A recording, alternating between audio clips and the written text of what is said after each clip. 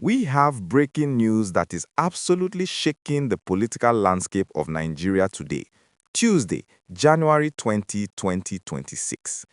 If you have been following the saga of the leader of the indigenous people of Biafra, Mazi Nnamdi Kanu, you need to pay very close attention because the narrative has just shifted in a way that nobody saw coming.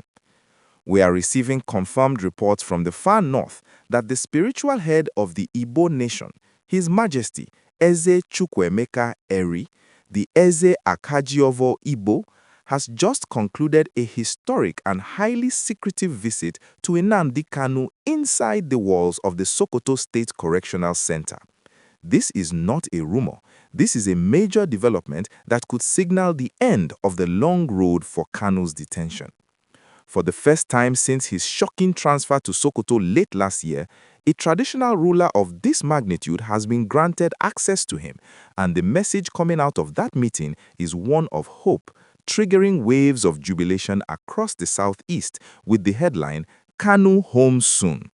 To understand why this visit is so explosive, we have to look at the timeline that got us here. Remember that in November 2025, the Federal High Court in Abuja, led by Justice James Omotosho, delivered that earth-shattering judgment sentencing Kanu to life imprisonment on terrorism charges.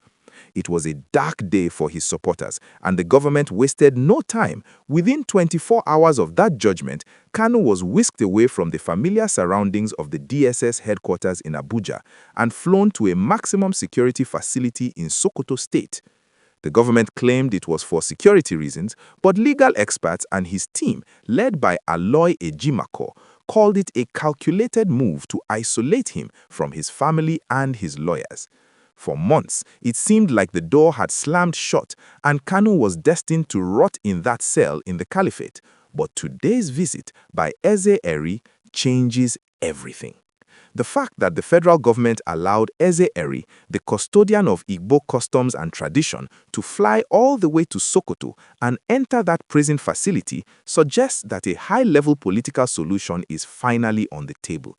You don't just let a monarch of his stature visit a terrorist serving a life sentence unless there is a deal being cooked up behind the scenes. Sources close to the palace indicate that the visit was sanctioned directly by the presidency as part of a peace-building initiative ahead of the 2027 general elections.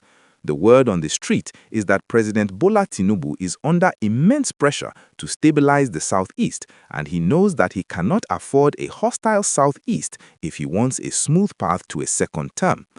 The carrot and stick approach of sentencing Kanu to life imprisonment, the stick, and then sending a high-profile traditional ruler to negotiate his release is classic political maneuvering. We have also seen reports from Ohanaeze Ndigbo urging the president to grant a pardon before the political frenzy of 2027 fully kicks in. They are arguing that releasing Kanu is the only way to end the sit-at-home orders and the violence that has crippled the economy of the East. The visit by Eze Eri is the likely testing ground for this pardon. If its reaction is positive, and if Kanu agrees to certain conditions, perhaps a renunciation of violence or a commitment to democratic processes, we could see him walking out of those prison gates sooner than anyone expected. However, we must also be realistic. The government has played this game before. Is this just a photo-op to calm tensions, or is it the real deal? Kanu remains a convict in the eyes of the law, serving a life sentence. Overturning that requires a massive legal or constitutional intervention.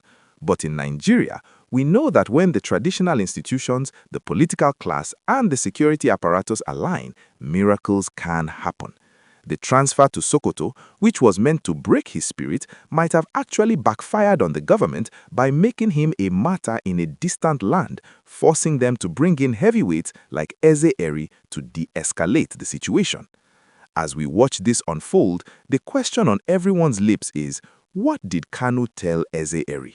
Did he accept the terms for a release, or did he stand his ground? The coming days will be critical. If we start seeing more visits from Southeast governors or intense movements at the Aso Rock Villa regarding this case, then we will know that the deal is sealed. For now, the image of the Eze visiting the prisoner in Sokoto is the strongest signal yet that the deadlock has been broken.